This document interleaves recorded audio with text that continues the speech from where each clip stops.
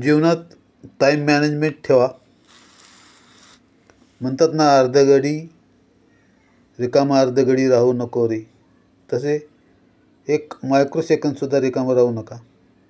सत्ता सर्वत्र एकच आहे, परंतु वेगवेगळी शक्तिस्थाने प्रकार आहेत. स्त्री, पत्नी, मुलगी, विधवा यांचे पूजन करा. यज्ञ वारंवार घरी करा. यज्ञाची टवाळी करू नका. सध्या सारखे पूर येतात कारण यज्ञ करणे थांबले आहेत. वरुणाची पूजा पैसे कसे सांभाळावे हे शिकविते. शंकर नटराज आहेत, त्यांना 64 कला 16 विद्या येतात. तर आदर्श कुटुंब, उत्तम कुटुंब शिव आणि पार्वतीचे आहे. त्या दोघांमध्ये एकमेकांविषयी समर्पण आहे. तसे तुमच्या संसारामध्ये सुद्धा असू द्या. पितराचे स्थान देवतेपेक्षा कमी नाही. बहुतेक पत्रिकेत वास्तुदोष, पितरदोष असतातच. किती विज्ञान वाढो, कुळधर्म कुळाचार विसरू नका.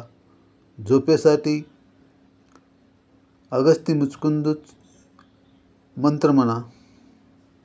मंत्राच्या साहाय्याने, स्पंदनाने आपल्या देहाचे संरक्षण होते.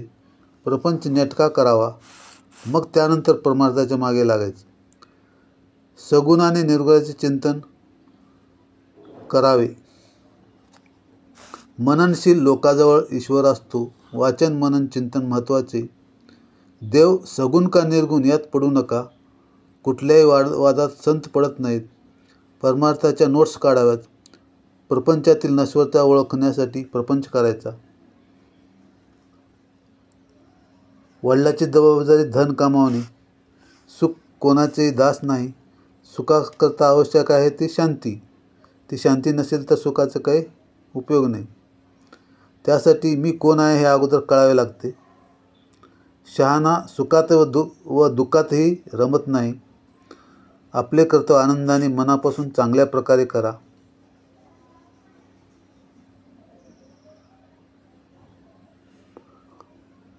ज्याची शरीर, वाणी, धन व मन या गोष्टीची स्वच्छता आहे त्याला ईश्वर जवळच असतो. आपली संस्कृती कर्तव्यपर बनविते. संतांनी समाज टाळकुटका बनविला हे म्हणणे चुकीचे आहे. त्यांनी संस्कृती टिकवली आहे. शास्त्र हे प्रॅक्टिकल आहे. प्रारब्धानुसार जे मिळेल त्यात समाधान आपण मानले पाहिजे. प्रयत्न न करता जे मिळेल व प्रयत्न करूनही मिळत नाही ते प्रारब्ध. ही व्याख्या श्रीरामाने लक्ष्मणाला सांगितली. संतांची संगती पंगती महत्त्वाची आहे. ज्याला आत्मज्ञान हवे त्याने धर्मावर नितांत श्रद्धा ठेवावी लागते. साक्षात्कारासाठी आहार सात्विक व कमी असावा.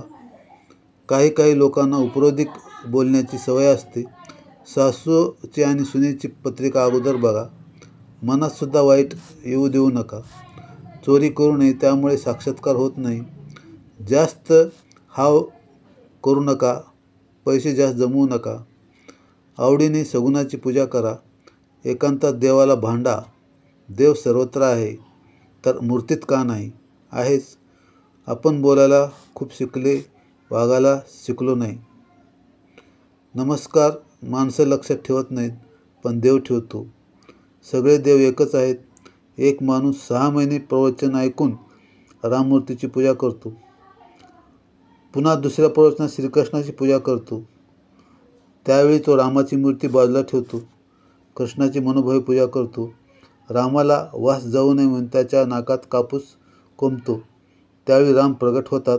म्हणतात, मी मूर्तीत आहे हे तुला आता समजले.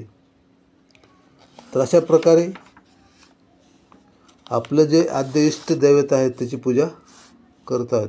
या जगामध्ये पहिला वैष्णव कोण आहे? तर हे पहिले वैष्णव हे शिव आहेत. कसे आहेत? तर ते अहोरात्र रात्रंदिवस रामाचं नामस्मरण त्यांचं चालू असतं.